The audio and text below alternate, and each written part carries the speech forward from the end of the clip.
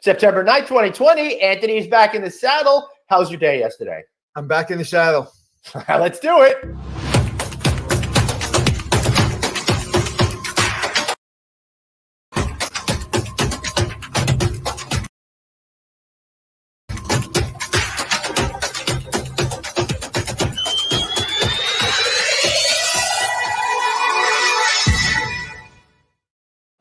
Hey, everybody. Welcome to No Vacancy Live. I, of course, am Glenn Hausman here with the one and only the incredible Anthony Melchiori, who may have been a little MIA yesterday, but is back today joining us. Anthony, I know you were dealing with some more college-related stuff with one of your daughters, but it is great to see you back here. I don't know how we managed to survive yesterday, but we got through it somehow. Well, I don't know. I don't know how you survived without me. But today I have, I'm going to be talking to one of my favorite people today. You are going to be talking about one of your favorite people today. But before we do that, I want to just say, hey, you didn't take it. You were going to say her name, and I was going to say, no, Glenn Hausman. You didn't take it. I'm so sorry. All right. Oh, goodness. All right, but we got something exciting we're doing next week. So we sure do. All right. So for those of you who were watching yesterday, you heard our takeover host, Chris. He asked me a specific question. What was the most interesting thing that you've seen post-COVID when it comes to some of the products that are being rolled out for hospitality? And I coyly said, I can't share it yet. But on September 16th at 2 p.m., we're doing a very special show. And we want you to register for that right now because Cirque Plus is going to be introducing a breakthrough touchless sterilization innovation that's going to open the doors to hope and recovery for hospitality. Anthony, we can't talk about the specifics of it, but I know I was impressed when I first saw it. Well, I tell you, it's not only hospitality, but it's going to hopefully help schools and commercial properties and restaurants. And it's something I haven't seen before. And it's something that's so, I don't like complex. I don't like things that are complicated. The simplicity of this product is amazing. And again, I think everybody knows me. I wouldn't put my name on it if I didn't believe in it. And how excited was I when you guys showed it to me last week? Literally. Oh my goodness. Really super excited. Like I've never seen this guy more excited. Well, except that one time when I promised I would host a show with him. But other than that. That's true. But Sarah, I can see Sarah's little smile all right. We have our guest behind the scenes. But before we bring her in, we got to show this video so you guys can understand why you need to go to circplus.com/clean right now and sign up to get access to this very special event free at 2 p.m. on Wednesday, September 16th. Producer David, if you could bring up that video and show it right now, would be greatly appreciative. And where? Thank you, Dave.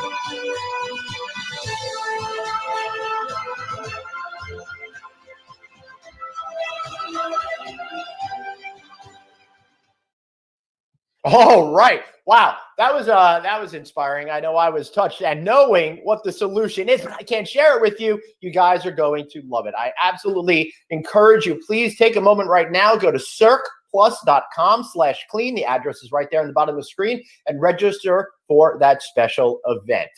Well, that was the biggest tease in the history of mankind. I mean, I think that music in the beginning was so kind of like just getting you kind of concerned, and then all of a sudden that faster music, it got me all chills. And but I'll tell you something, that was probably the most teasable video I've ever seen in my life. That's the first time I've seen the whole video, and that really makes me wonder. But I've seen the product, and again, I'm looking forward to showing the world on the 16th. And you're already getting calls. And not taking my call from my friend Leo Rossi. Hey, Leo, you're live on my podcast. I'll call you back. What's really funny is everybody I know knows that I'm on the air at 12 o'clock every day, but people call me almost every single day at like 12. Well, Leo Rossi, I want everybody to look up Leo Rossi on the internet, IMDb him. He's been in 106 movies, and he is my best friend, and he's an amazing person. And so he's the only person outside of my family I would take, because he is family. But anyway, so this product is amazing. It's simple, it's affordable, and it's going to hopefully help restaurants open up. And you know what? It's not a COVID machine to me. Like, it's not because of COVID. It's what we should have been doing before. And I'm really being careful, because I know I get. Yeah, you be very careful. All right, we should have things that we should have been doing, and the way we should have went about business to begin with, and hopefully when COVID is a memory, something that we'll always be using. So that's right. So let me give you the details of the product and show you. All right. I'll give you the one last detail. Remember, go to circplus.com/clean. Sign up right now. All right, let's get into our proper show. I do want to tell everybody, Anthony, I'm going to go to a one shot real quick. Today, I am not coming for today from the Commons Club at the Nashville Virgin Hotel. Beautiful location. The hotel just opened up this summer, and I'm looking forward to having a chance to be there in person myself one day to see this great work of hospitality art that's come to life very recently. Anthony, I got to tell you, we started something new here in your absence, but you're aware of it. Every single day, we're going to be doing a different backdrop for me, featuring some of the best hotels around the world. So if you out there, the listeners, want your hotel to be featured, drop me a line, Glenn, Glenn, at rouse.media, RAUSE.media, and your hotel could be featured right behind me on a show in the future. What do you say about that? That's pretty cool hotel, right? We don't even charge them for it? Oh, wow, that's great. But that's a good idea. Once this takes off, we'll start charging it for it. We got to start making money out of this thing at some point. I'm going to take I'm never taking the background away, because then you won't see my beautiful tie. I haven't worn this tie in 10 years, and I'm realizing I really like it. It's become one of my favorite ties now. But I got down to, we do it in 6 months. I haven't worn the same tie in 6 months. So I'm getting down to nitty gritty, and so this is in the back of my closet, and I was like, wow, why is this in the back of my closet? I like this one. Well, if you'd like, I could lend you some of my super skinny ties I have from the 1980s that I haven't worn in 40 years. Oh, just so you know, not everybody knows who Fish is, because I asked somebody, you know Fish, right? And they're like, I have no idea who Fish is. I was like, oh my God, don't tell that to Glenn. Oh, they're the biggest band nobody's ever heard of, but that's okay. I want to keep it to myself. It was hard enough getting tickets as it was back in the day. When everyone comes back to life, ittle be even harder. All right. If we could do something, what I'd like to do is, before we bring on our friend, are you showing her background first, and then I want to say for some words, and then can we bring her on? Are we going to do the slide up first? We could ask her to hide under her desk. Oh, no, just the slide. I'm saying, don't we have to slide? Don't we have to slide? That slide. I know what you're talking about. Her curriculum vitae. Sorry. Bring it on up. Boom. Sarah Dandashy. She's going to be our guest today. Tell me about Sarah. Well, first of all, if you're named best hotel concierge in the world, that's saying something. I mean, concierges are true entrepreneurs, and everybody knows me, knows I love concierges, and I love because they're entrepreneurs, they're business people, and they're the only people you really can't control in the hotel. We try to control them. We try to kind of manage them, but you really can't. If you're a good concierge, you don't let the general manager or your team manage you. You pretend, you say yes, yes, yes, then you roll your eyes behind their back, and you go, and then you turn the hotel upside down and get the guests what they need. And you try to do it on a very, very, very small budget so nobody notices. So that's what they do. They're magicians. But she was just telling us a story in the green room, and she only told me because we're friends. And because I said, hey, what's going on? And she says, hey, I'm a free agent, because now she's got her own company as a concierge, but she was also still working as a concierge in LA, and she was on sabbatical, on furlough, like most people were. And little fits and starts. Can you come in? We don't need you to come in. Anyway, she goes, I'll come in as long as everybody else is working, and then you can bring me on. And they were like, really? So yeah. So other people were working, and she had seniority, so she did not come back. And then they say, hey, we need you in a couple of days, but just to let you know, it's time for you to come back, but we are going to have to let somebody go because we can't afford to bring you both on. And she said, leave that person employed. Don't take anybody off to give me a job. I'm good. And I guess this is my jumping off point. And I can't be more proud of her, because I've watched her for several years working really, really hard on her company. And like I was saying to you off screen or off camera, she rolled under the garage before the garage closed, right? Yeah. Like, things were being wiped away because of this pandemic. And she really worked her way up to a position where she's able to make that move. And maybe she wouldn't have made it right away, like completely not be a concierge right now. But I think the timing's perfect. And like I said, I couldn't be more proud of her. Excellent. Well, let's bring her in, shall we? Here she comes.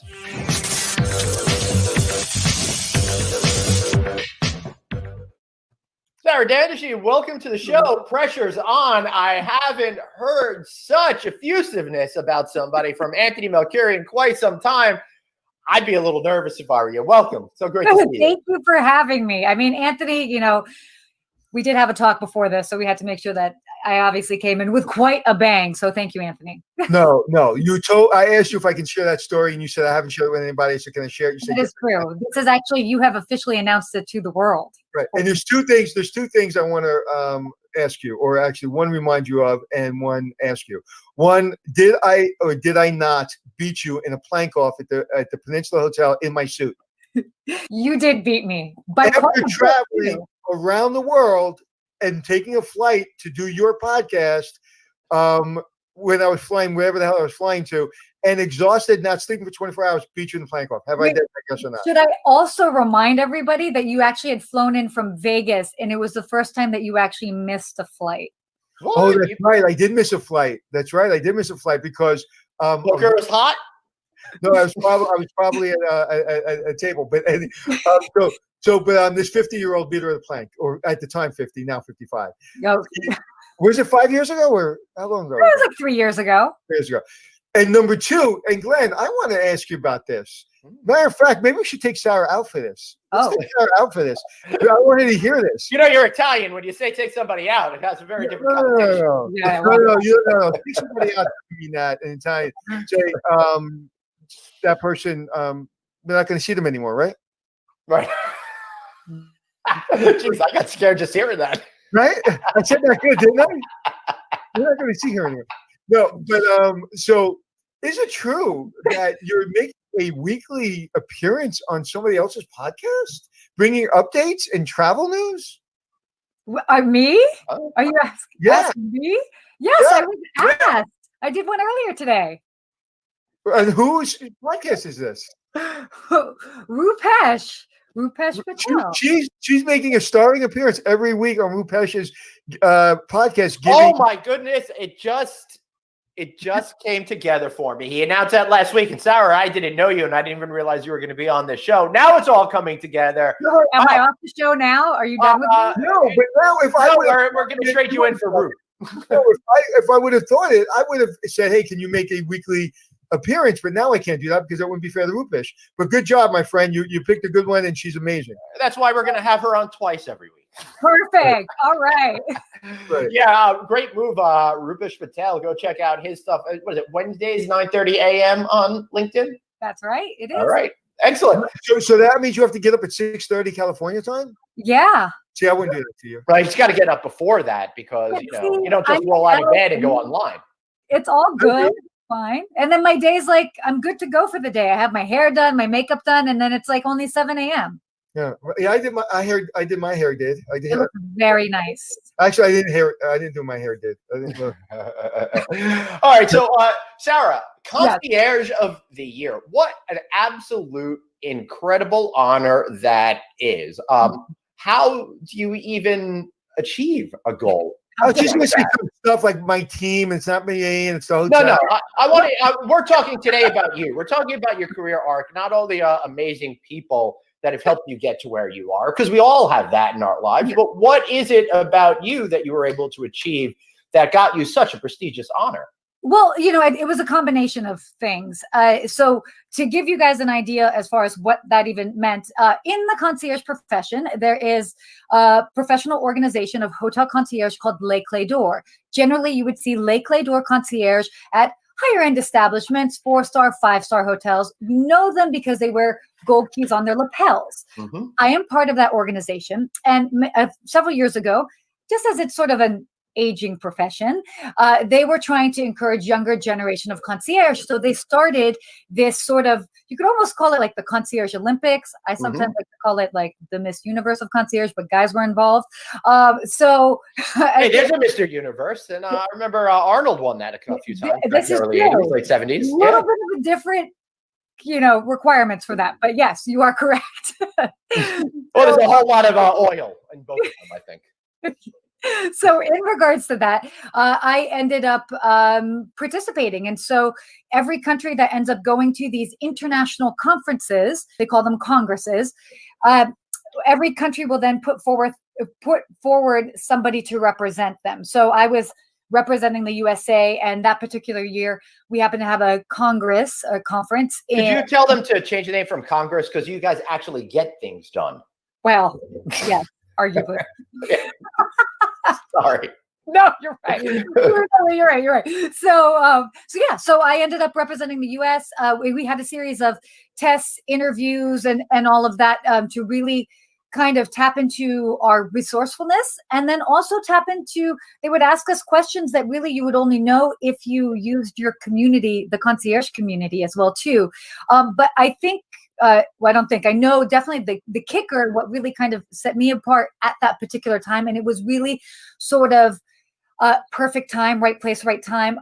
Also, that year, Grand Budapest Hotel was out, and it was up for an Oscar. I happen to live in Los Angeles. I live in Hollywood. Grand Budapest Hotel. Next thing you know, they want to do a screening at my hotel. Cool. So I get in touch with Fox Searchlight, their PR team. I'm like, hey, I can do a social media, promotion for you and get real concierge to support the movie. What do you think? And they were like, yeah, for free. Who is this girl? Sure. So next thing you know, I ended up getting all these concierge from around the world to help basically support the movie, because the movie was about concierge and they had referred to golden keys within the movie. Mm-hmm. So by the time I ended up going to this conference, I had already virtually met all of these concierge, shared their pictures, and already started this whole establishment, this like relationship. So I got there and people were like, yay, you're the girl that like helped get us on social media type of thing. So it was really kind of a perfect timing, and it was not planned. It just was right place, right time, and just having the resourcefulness to do it. And I think that was kind of what put me over the edge, because there were other fantastic candidates that year. Resourcefulness. And that's what a concierge, the definition of concierge is being resourceful. But before we go forward, let's go back. Yes. Tell me about the office you're in. You like my office? No, I like what you said about the maps. I know. It's like, and where you are. So I am in Allentown, Pennsylvania, which is where my grandparents are. My mother also lives here as well too. And so I am quarantining in the computer room. And you can see these are all these maps. They're road maps from all the different road trips that they've taken over the years. My grandparents had 5 daughters. They have 5 granddaughters. It's a family full of women, which I know Anthony can understand. And yeah, so this is my office setup. And those roadmaps still filed and just so right there so he can look at them. Can you tell that we are of German heritage? Yes. I just want to throw out there, Sarah's grandparents are in their 90s and still doing amazing. I learned that little factoid. Freaking amazing. I love that. You're quarantining in that office for 2 weeks? Well, no. They have the best Wi-Fi, so I come to the house and I come just in here, and then I leave the house and I'm staying at my mom's house. Oh, okay. All right. They have that. So she's using her grandparents for the Wi-Fi. Okay. I am. It's okay. I mean, I could be asking for more things. But that's great. So what I want to talk about is you've obviously had a great career. So let's talk about Ask a Concierge and what that is. And then I want to kind of ask you questions about being an entrepreneur and how that started for you, and your timing couldn't have been any better. Yeah, absolutely. So you want a little bit of a backstory of Ask a Concierge? Yeah, what is Ask a Concierge? Tell us about it. Yeah, absolutely. So really the way that Ask a Concierge started was a way for me to go beyond the concierge desk. I actually started doing a vlog, so a video blog. And I was talking about things to eat, see, and do in Los Angeles. Basically what I did every day as a concierge at my desk. But now all of a sudden I was reaching so many more people. And there were so many great things about it. But I think at that time I had already been a concierge for like 12 years, or maybe not 10 years. So it was a great way to sort of reinvigorate my just my love for the profession, my love for the city. And I was now all of a sudden interacting with people all over the place. So it started off as a, video blog. And then it obviously social media just came very naturally to me. And I think with the combination of the name being Ask a Concierge, being based in Los Angeles, I immediately started getting cool sort of like partnerships with different hotel brands and started, kind of working with different companies. And then as I traveled, I started covering destinations around the world, and now do a lot of travel videos, and have shifted so that it's not necessarily maybe just hotel focused, but more travel focused. So I do, different TV appearances talking about travel trends and tips. I find that really interesting, and I've been able to share that with individuals. And now it's also grown into a consulting company as well too. So definitely multi-prong business, one could say. Hey, there's your website now. That is the website. Talking about a multi-pronged business, how many hours a week would you say you work without working at the hotel as a concierge? Oh, look at that good-looking guy. Yeah, look at that. See, we are friends. You can deny it. I'm kidding. So how many hours do you work a week without your other job, because now you're not there anymore? Yeah, I mean, I would say that, while I was working there, I was easily working about 40 hours, sometimes more. It's also tricky too if you're traveling. But I mean, it was even before I was making money. And by the way, to be like completely honest, I mean, I've been building this brand since 2012. I probably didn't start making money until like 2017, 2018, 2017. Right. Okay. And you weren't making a fortune. You were covering probably your expenses at that point. Yeah, exactly. And so for me, it's like I would work at the hotel full time and literally be like, okay, I would take whatever cash I made and extra cash, instead of spending it on whatever frivolous things, I literally put it right into building my business. And right. So that's definitely the unglamorous side. Of course, it looks great, but sure, you can do a pretty picture. So what do you do about buying new shoes? A concierge is always resourceful. I'm kidding. Okay, I could at least buy new shoes, but I mean, one of the things I talk about in the book I'm writing is leverage, right?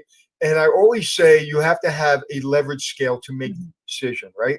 So when you make a decision, when I made the decision to go to Hotel Impossible, my decision was made based on a 7 scale, meaning I had about 70% leverage, meaning my wife had health benefits, she had a pension, I had a little bit of money saved.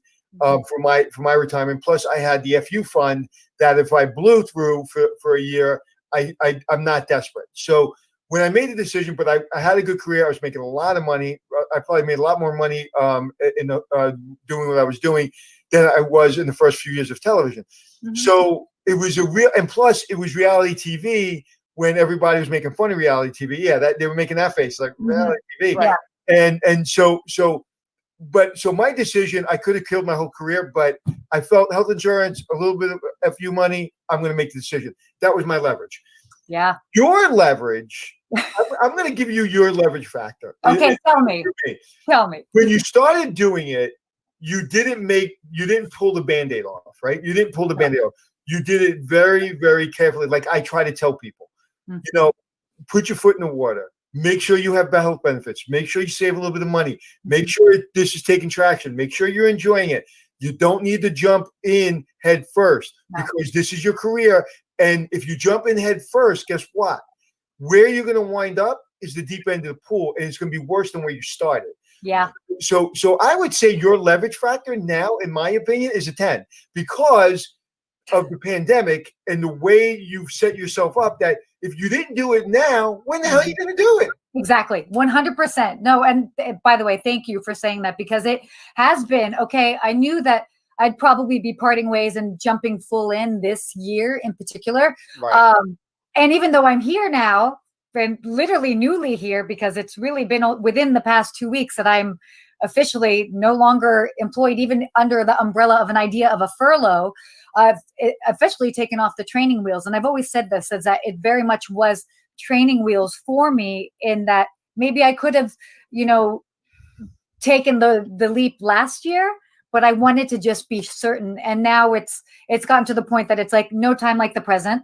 I mean, I don't have a family. I don't have kids. So it's like I am, in essence, buoyant. Well, it's interesting how, sometimes in life, things happen that we don't expect. Mm-hmm. COVID came along and, we talked a lot yesterday about my career journey and what COVID has done for that and finding positives out of negatives. It sounds to me that this also served for you as a swift kick to make a change, not necessarily one that you wanted to just yet, but now you've fully embraced it and realized circumstances are changing. Now is the time for you to take control of your life instead of being in that mushy middle.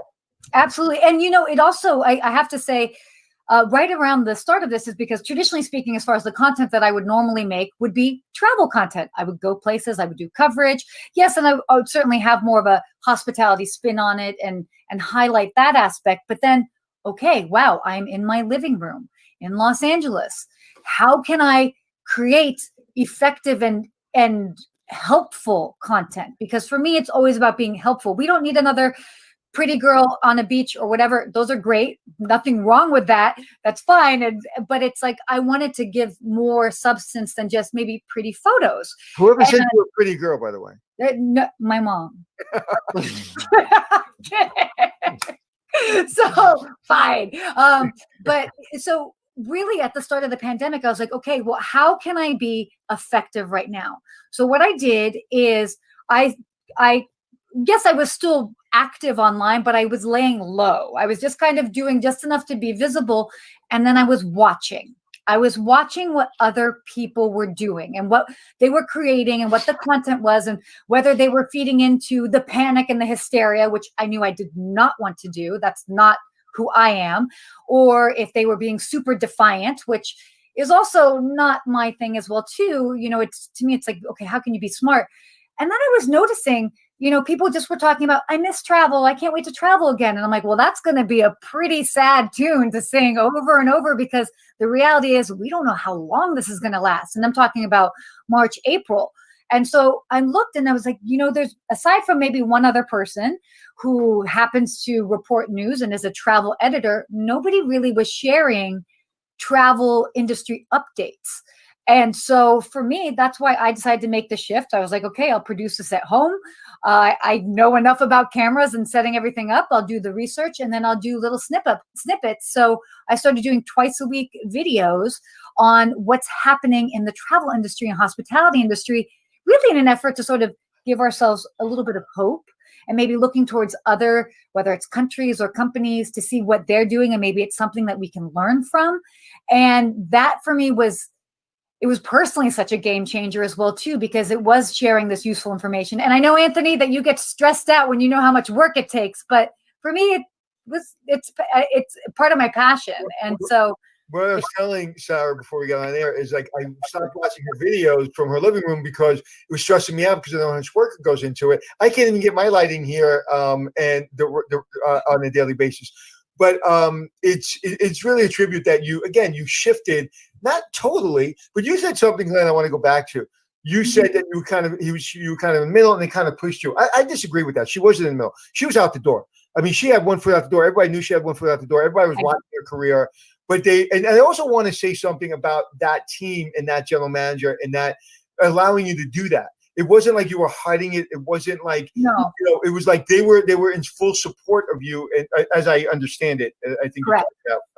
So I want to say that because that's a good boss. You don't want to hold people back. You want to push people forward. This is true. And actually, thank you for bringing that up, because I do want to say that was actually one of the reasons why I stayed at that property so long. I was at the London West Hollywood, and I was there for 8.5 years. And why was I there? Because they let me be me. They knew, and it obviously took some, years for them they trust me because they saw the content, but they would let me film there.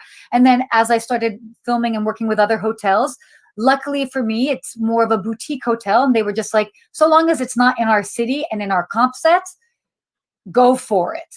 And so because they were so supportive all the way along, that's why I ended up staying there for so long.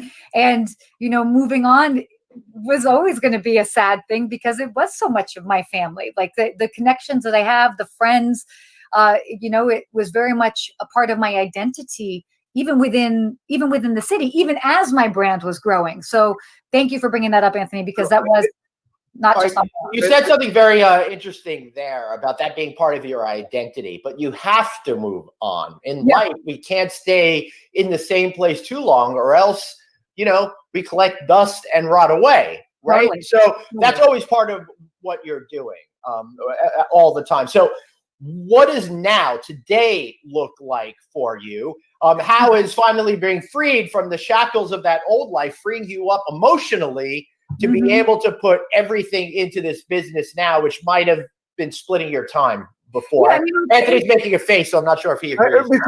Because I don't want to put words in her mouth, so I'll let you answer that question. Oh, well, I'm curious what you were going to say, Anthony, because you do know me pretty well.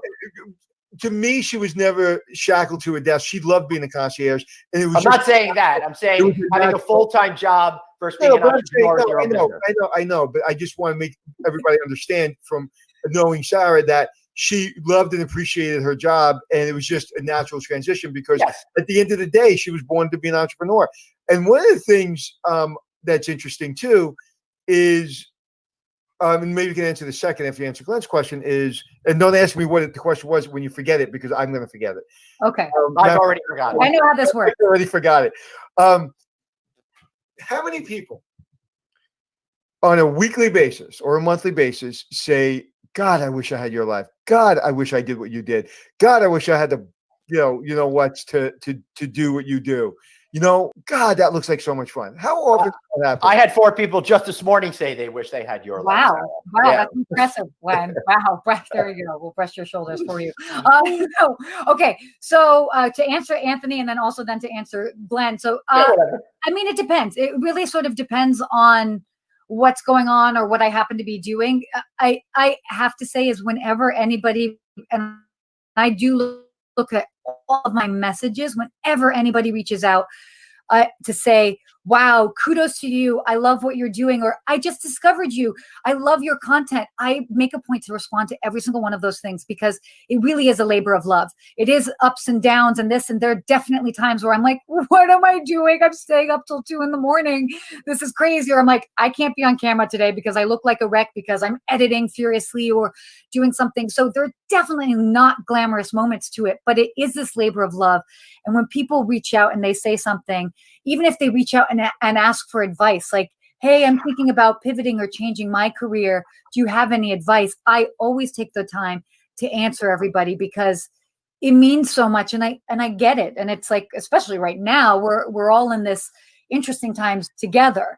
So I don't know if I could put a number on how many people that is. It definitely varies. But I even just this morning had somebody say, I just discovered you, and wow, I'm so happy that I did. I love what you're doing. So a good number of people. And by the way, compliments are always wonderful to receive. You know what I just thought of? Being a creative guy and being a producer, one of the things I just thought of as you were talking, I just came up with a new show for you.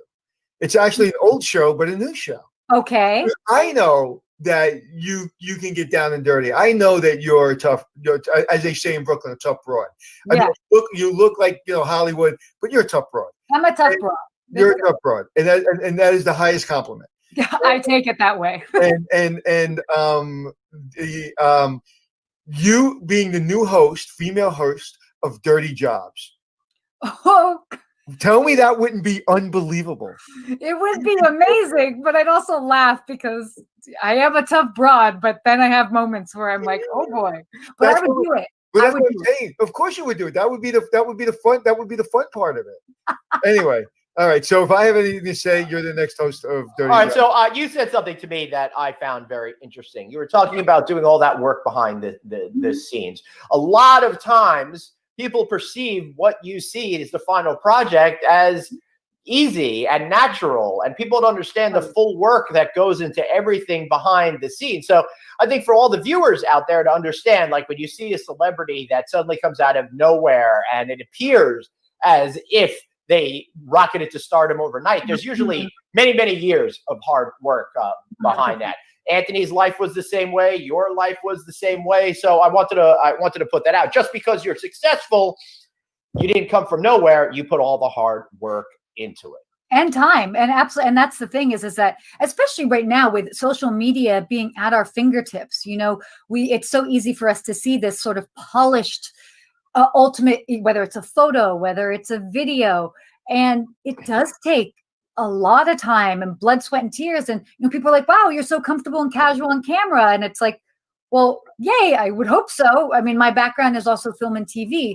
So I have had many years, in front of the camera. I also did film school. I understand how to work a camera. I know how to edit. I mean, I don't choose to edit. We like to leave that for somebody else.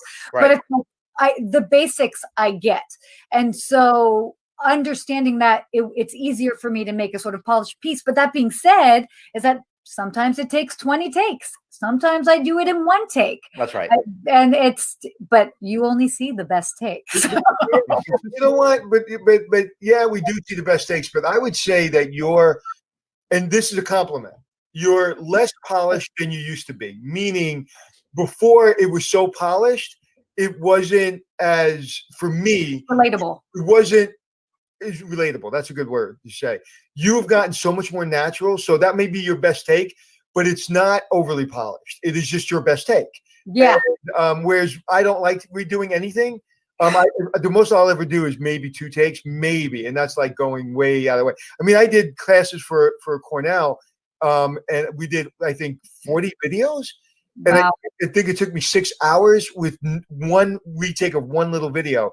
I mean, it usually takes them weeks. So yeah. The reason I make sure I hit it the first time is because I hate retaking. So that would be a good meme. But really, it says a lot about how professional you are. And you really are, to me, and that's one of the reasons that we want to have you on the show, is it's not about being a concierge. It's not about travel. It's not about being in a hotel. I'm dealing with the whole thing with my children right now. I see it, they're at the beginning of their careers during a pandemic. My daughter's in theater. She's figuring her way through it. And you have a positive attitude, but you do the work to back it up. I hate people that have a positive attitude. You say, it'll get better one day. No, it won't if you don't take the step to make it better. How many people said, I wish I had your idea of Hotel Impossible. Guess what? I did it first. Okay. Yeah. You couldn't do it. I'm not saying that I'm the best at it, but guess what? I took the step, and that's, this is like the perfect time for you to step out and to really present yourself to the world. And those videos, how are those videos, those 2 times a week videos doing? It means it blew you up? It's definitely helped. And the engagement, taken things really to the next level. But it's also, I think as well too is what is my brand? What is Ask a Concierge? It's also an extension of me. So it is very much a personal brand, which, by the way, I'll never forget, Anthony, when you first discovered me, as in came across me on Instagram, you were like, okay, yeah, she's polished. She talks, she speaks well. And then you started watching my stories and you were like, wow, she's a complete goofball. And that really stuck with me because all of a sudden, again, you could see a little bit more of the behind the scenes. Yeah. I think the more you show of that and the more you show like the outtakes, I would love to see your outtakes. Oh, my outtakes are hard. Well, first of all, I curse like a sailor. So do you ever play your outtakes? I should go through them more because I definitely have outtakes. No, but did you ever play them? Did you ever put them out? No, I don't. I've actually cried before doing. I would do my top 10 outtakes. Okay. Put them out there and have somebody edit them for you. Listen, if they took the top, first of all, they couldn't find top 10 outtakes of Hotel Impossible because there's 100, top 10, 100, top 10, top 100. Like we said, if we ever put the outtakes out of Hotel Impossible, two things would happen. One, I would owe the F-Jaw a lot of money. And number two, it would be like ridiculousness. You know that show? Like I can do like 5 seasons of that show on our outtakes because I'm an idiot. And like I've been on the show, I was on the show 9 seasons. I still walked into cameras. My favorite thing was after the director gave me some direction of which way to walk, going through that door for the thing. And I go, okay, got it. And then I turned to him and go, where are we going? Like, but they expected it. Like, I am a complete moron. And they make me look so polished and so sharp and so smart, which I think I'm pretty good at running hotels. But like the outtakes are what's fun. And the more of that I see of you, the more that it makes it relatable. Because one of the things that I've learned is like when I get up on stage and I say, hey, I didn't grow up with a suit and whatever. It's like we weren't. I wouldn't say we had stages of poor, right? We were on welfare, food stamps, all that. But I always mention that because it's relatable to people. So I love those out. I love that part of you because I know that's why I said you're a tough broad because you're a goofy person. That's tough. But you can also be this polished, newscaster if you have to be. Yeah, no. And you also brought up an interesting point earlier as far as talking about just being positive. And I know that definitely a lot of what I share is positive. And that's not to say that I don't get mad. It's not to say that I don't curse. It's not to say that I'm not annoyed with people, but the way I see it, and especially what how I look at social media is there's so much negativity out there. There's so much. And I'm like, why on earth would I need to share that with people? Yes, it might be relatable, but it's like, if you can kind of have a positive outlook on something and you just work your way through it. And to me, I'd much rather share a difficult situation on the other side and say, this is how I worked through it than maybe necessarily. I just want to see the funny. I don't care about there's a lot of funny. I just want to see the funny. But, I also want to say something because I was just sitting there talking to you. It made me realize, you have access where you work. I have access in the things I do. Because of Glenn, I know a lot more people than I did before this show. He has access. The one thing you never did, like we help each other and we support each other, but the one thing you never did, you never called me for a favor. And you've never, no. And you can always call me for a favor. I'm not saying for that, but with all the way, what you're trying to do, right, is I have access to a lot of that stuff. Mm-hmm. And you've never once called me and said, do you know this person? Hey, do you know anybody at this channel? Do you know a good producer? You never once called me and asked me that. And why is that? Probably should. Why is that? No, I admire her because she's going a lot further. Listen, she's got more Instagram followers than I'll ever have. But no, she's going a lot further and she's taking off and she never once called me for that specific reason. Interesting. That's funny. It's funny that you bring that up just because I'm not a big fan of asking of favors. It's one thing if it comes up organically in a conversation. Let's say you and I are talking, whatever the case is, and you're like, oh, hey, this would be great. I should introduce you to so-and-so. Oh, that would be great. Perfect timing. Perfect. But as far as asking for favors, I've always had a hard time with that just because it's not, I should ask for more favors, especially because I do have some wonderful friends. And we certainly know that if I ask for a favor, I'm definitely going to do the work to back it up. I think I have a lot of people that ask me for favors. Oh, hey, I haven't talked to you in 2 years. Can you help me do XYZ? And I'm like, yeah, you haven't talked to me in 2 years. What on earth? So I know how it rubs me the wrong way. And I would never, ever, ever want to be lumped into that category. But I will say that favors are not a bad thing, and that is something that I should get better at. And thank you for saying that, because I'm trying to teach my children that I wouldn't even say it's a favor; it's a door opener. Glenn has opened up a lot of doors for me. Hopefully I've opened some for him, and it's about door opening. But what you do when you work through that door is about you, right? Yeah. Like if you ask me for something, say, hey, can you open that door for me? I put my full name behind you, simply right. Because there's nobody going to work harder than you. And so that's interesting. That's interesting that you just have difficulty with that, but you're still able, because you just dig down, you keep doing it, you're still successful. I think we all feel that way. It's really hard to ask people for advice, assistance, help, or maybe not you. I'm talking the colloquial we out there. But I think when you do that, it actually helps that other person invest in you. They care more. They want to see you be successful. And I think it's very helpful. I mean, I don't mind asking people for things, and people ask me for things, and I think it all kind of works out in the end. I think we all need to help each other. Remember before we had Google Maps and we would ask people for directions? Yeah. How excited were people when you asked them for directions? Or when somebody asked you for directions, unless you're maybe in Brooklyn at rush hour, maybe they're not so happy. But remember when you used to pull into a gas station, you asked the old lady on the corner, hey, do you know where that means? They would spend 27 minutes trying to tell you where everything is. People want to help. Just they want to know how to help. And if you tell them, I need this kind of help, and they like you, like I am a big believer in ask me. I'll say no, or I'll help you. And I will open that door for you, or I won't. Yeah. But it's up to me. But I won't. I will get a little annoyed when you haven't spoken to me in 3 years. We haven't spoken to me in a year. Right. All of a sudden, the first thing you lead with is, and I have one person from back in my life that I wasn't really that close to, but I was close to their family.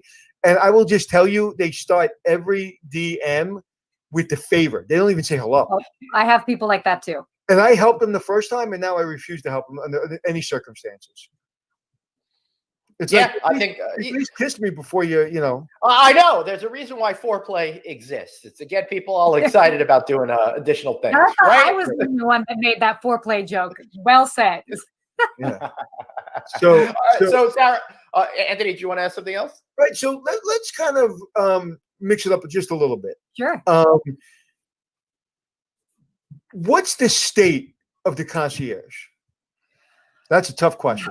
And spooky, because I was about to ask the same thing. So no, please. Good. It is a tough question. I mean, here's the thing.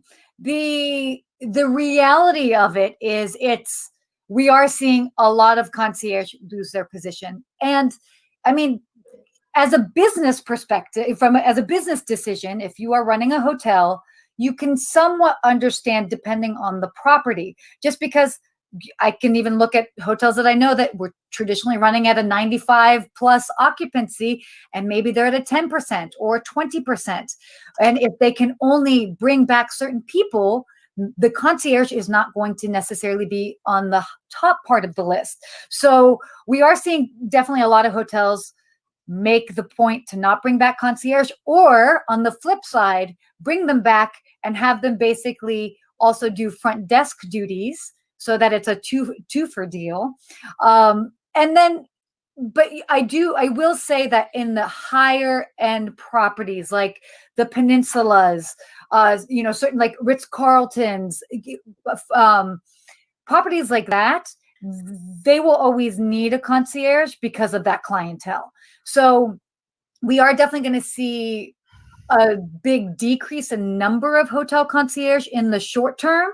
But then I do see that I think the role will come back, hopefully, to what it was. I don't know if one can actually say it'll come back in full fervor, or for the full amount. But, people are also craving that connectivity and are appreciating that special, that local insider touch. So I think it's not gone forever, but we're definitely going to see its change. And I think that there's two things I want to say there. One, that clientele, when you're paying $1,500 for a room, that concierge is $1,000 of that room night because the room is the room is the room. You went to Cabo, you stayed in a beautiful room. Guess what? I went to Cabo, I stayed in a beautiful room. Different room, but same kind of quality, right? I go to New York City, if I stay in a 5-star hotel and you stay in a 5-star hotel, it's the same crap. Nice linen, it's a nice bathroom. I've seen so many nice bathrooms, I can't tell one from another sometimes, right? Unless you go to like the Nomad or something like that, that's really different. So that $1,000 difference to me is that personalized service. 100%.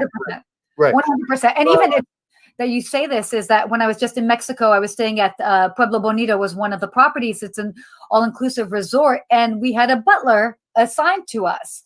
And, in my mind, I'm thinking, okay, well, what I need a butler for? Right. But I was very appreciative for Leopoldo. And he was great. And he was there and he met us and like escorted us to dinner and back. And, we had, and don't get me wrong, the property was beautiful. Everything was delivered so well. They were very clean and on top of their game in regards to their cleanliness standards and their care program that they're offering.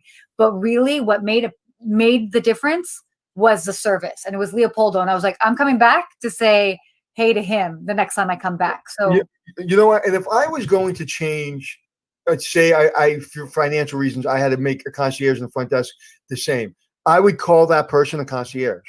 I would use the front desk title and say, "Oh, let me check you in with the concierge." Yes, that elevates the hotel. It elevates the position as opposed to me. Listen, there's no hit on a front desk agent, or I was no time, but it's like talking to a sergeant or talking to a general. It's just two different things. The general has a lot more responsibility and has to think a lot more as an entrepreneur. And the front desk person has got to make sure that you're happy and get your key or whatever. Again, not taking away from them, but it's just two different heads. So I would actually make that one position called the concierge. Yeah, and we are seeing a lot of hotels that are doing that. So it wasn't just my idea. I'm not that smart. I mean, no, it was your idea. They stole it from your brain, Anthony. I'm going to ask Glenn if you have a question. If not, I do. No, I got a question. I'm going to tie it into the one we have here. So.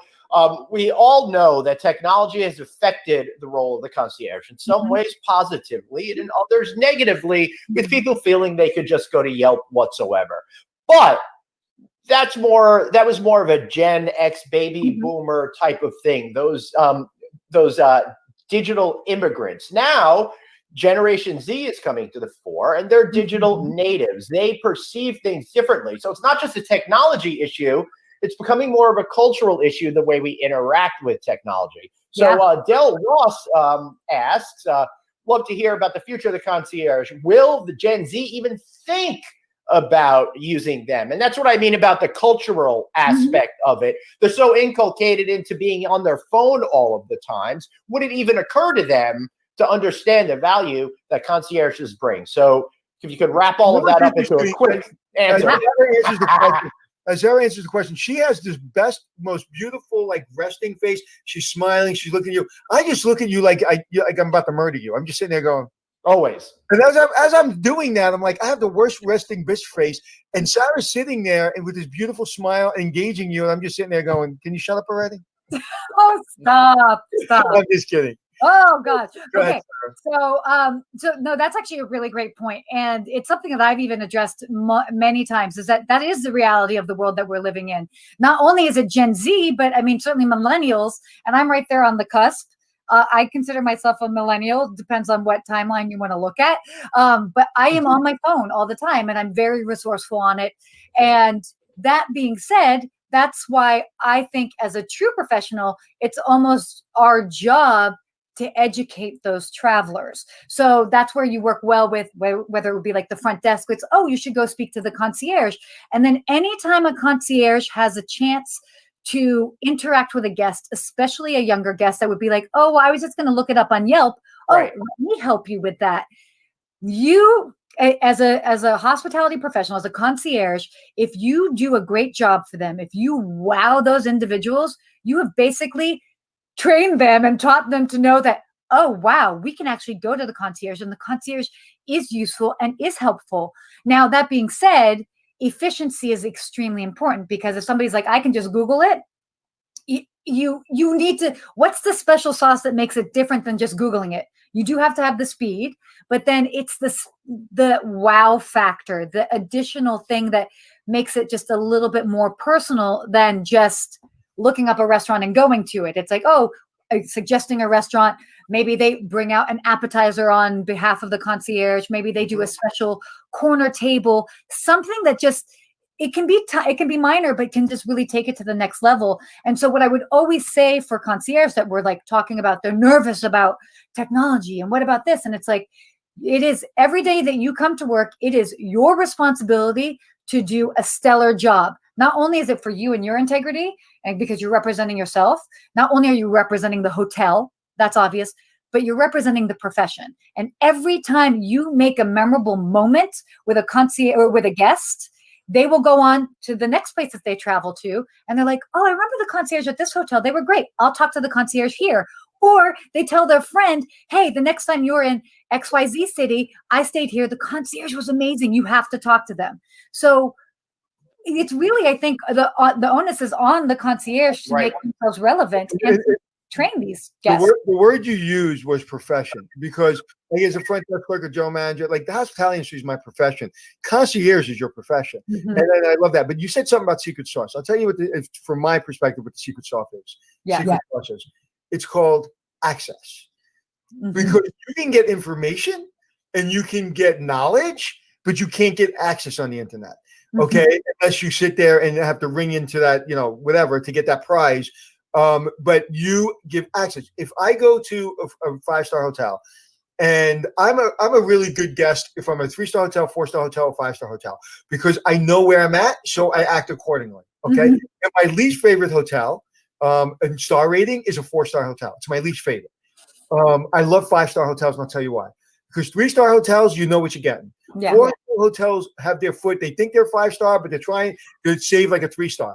So to me, 5-star hotel or 3-star hotel, I really try to stay out of 4-star hotel. But anyway, that's just my opinion. First time I've actually said that. But the access, if I'm in the 5-star hotel, now I'm going to act like a 5-star guest. I ain't doing crap. Okay. I am going to ask you. I would like I would literally. I've done this many times. I go to the front. I go to the concierge and go, I'd like a cheeseburger, medium rare, with a Coke, please. In my room in about an hour. Is that cool? I'm going out for a run. I go out for runs, but I'm going out for a run. Can I have that?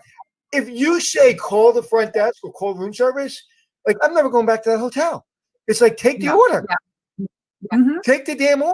And a good concierge. If you're in a 4-star hotel with a concierge, not saying a lot of 4-star hotels are great. You've worked at a 4-star hotel. They're great hotels, great concierges. But sometimes, even a 5-star hotel, they'll say, "Oh, I one of the 4 seasons, I asked to make a spa appointment. I think I told you about this, and I had to go to 27 places to get my niece a spa appointment." Oh gosh! So to me, access. I want Super Bowl tickets. I want to eat at Jean Georges. And I want a Broadway play of say, I don't know, Dear Evan Hansen, front row at 8:00. As long as I got a black card, you're getting it for me. Yeah, of course. Exactly.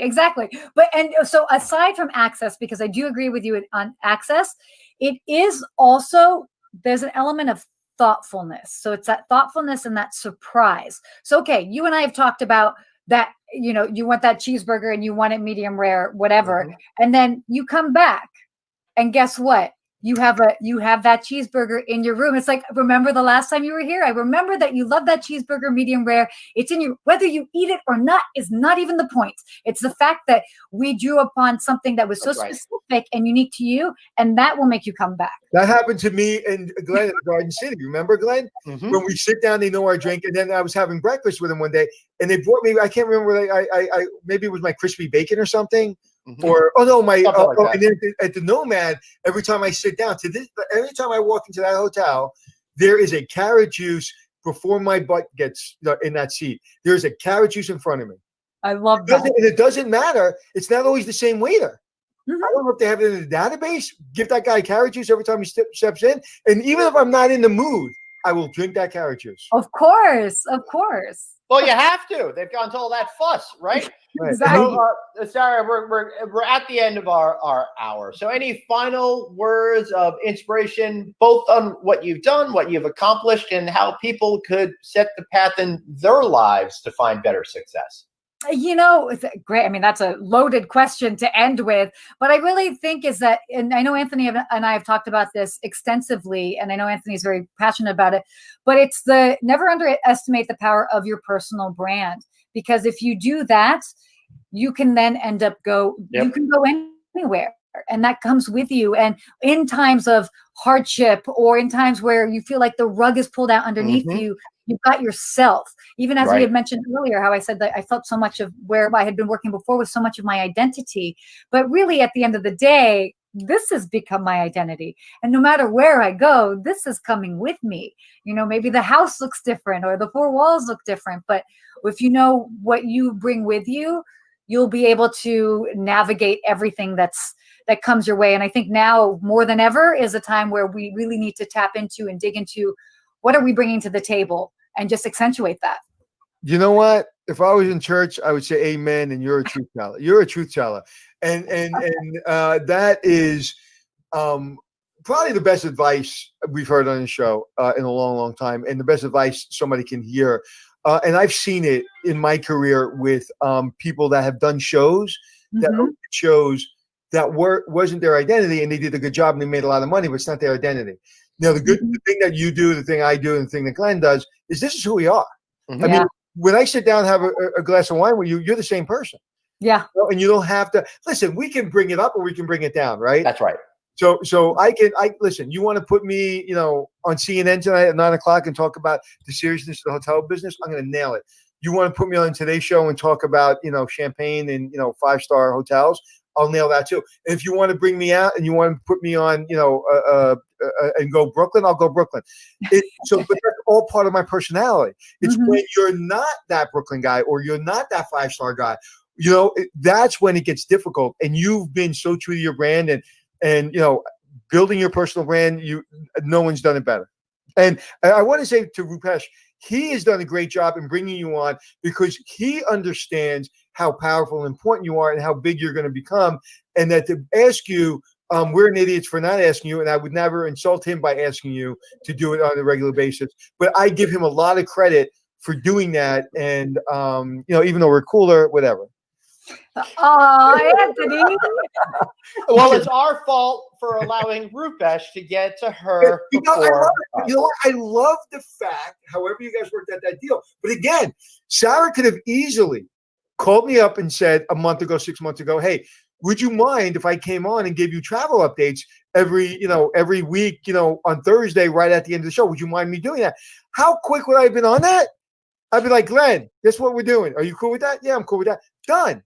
Yeah. But however you guys made a deal, and I appreciate, not that he's a competitor in any way, shape, or form. We help each other, but I love that. I love that kind of just everybody helping each other. One of the things I learned from Joe Rogan and listening to his podcast is, man, he helps people. And one of the things he said about comedians, right? He's like, some people's like, oh, you're in this group of comedians out in LA and you can't get in. And he goes, yeah, you can get in. And it doesn't matter your background. It doesn't matter if you're black, white, green, yellow, handicap. It doesn't matter. Just be funny. Yeah. Right? That's the way you get in. Just be funny. And shout out to Frank Kalindra, who got me tickets to see Joe Rogan right before the pandemic and probably one of his last performances ever. So Kalindra, thank you so much for we watched Joe Rogan and Joey Diaz, and I've always wanted to see them live, and it was a lot of fun. I was at the Comedy Store. And and that's what LA is, and she's a concierge too. That's what she's about. Well, and a dear friend. She's amazing. So shout out to Kalindra. Yes. Yeah. All right, Sarah. Shameless plug time. Give it your best. Oh gosh. Okay. Well, hopefully you guys enjoyed today's show. But if you want to find out more, you can go to my website, which is askaconcierge.tv, and you can also find me on social media everywhere at Ask a Concierge, or even connect with me on LinkedIn at Sarah Dandashy. Okay, I have to go too because I have an appointment 1:15. But there's two things I want to do before we go. It'll take 2 seconds, right? Okay. A little bit long. I want you to go and reach and grab one map and tell me where it was. Just one. But now you're going to see my shorts. Oh, that's okay. That's okay. That's behind the scenes. Yes. Okay. Randomly. Just grab one. Okay, that's behind the scenes. I love that. All right, I know. You made me show my shorts. Los Angeles guide map, of course. By chance. But really, okay. So now I'm going to ask you another question. Okay. In 2 minutes, and I'll do the same.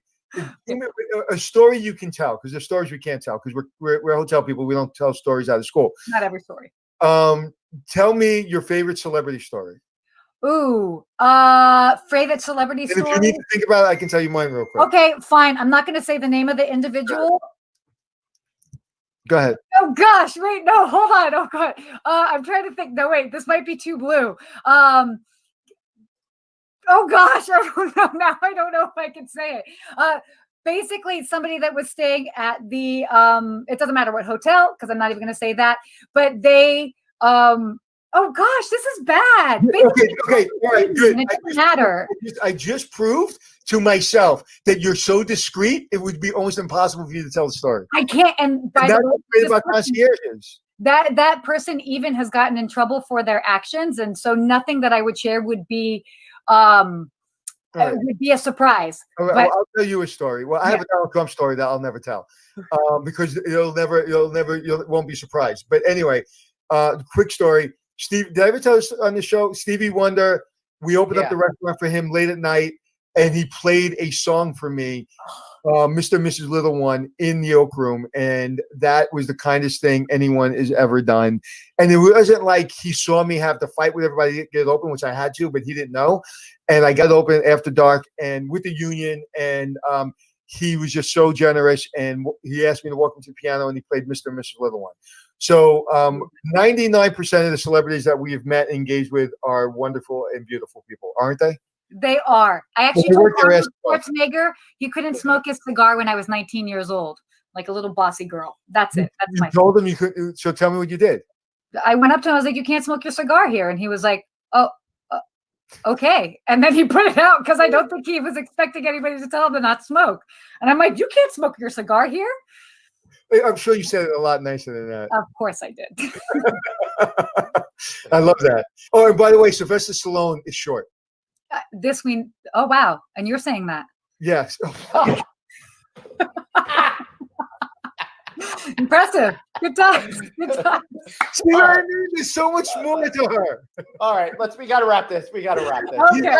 I will say he's not as short as me, but he's short. Noted. All right. Well, we're short on time. So, Sarah, thank you so much for being here. You're an absolute delight today. Thank you. I owe you one, Sarah. I owe you one. All right. Bye-bye. Oh, my goodness. That was freaking come back. I love that. That was freaking awesome. I really love when you guys do a show together. I love when you get a good burn over there. All right. So don't forget, side up Circ+/Clean. We want to see you there. Wednesday, 2 p.m. You're going to have your minds blown. You know what? Away. I know I'm going to get in trouble for this, but I'm going to show the product anyway. No, I'm not. I just got somebody very, very nervous. Such a tease. September 16th. But it's not going to be on our regular show. It's going to be on our 2 o'clock show. That's right. Please go register for that event. It's essential that you guys go register for that event. Yes. We're going to be on location that day. I'm really looking forward to being on location again. And also, tomorrow we've got back the CEO of Remington Hotels, Mr. Sloan Dean, joining us. Really looking forward to having him back. If you recall, he was with us on very early during the initial stages of the pandemic crisis.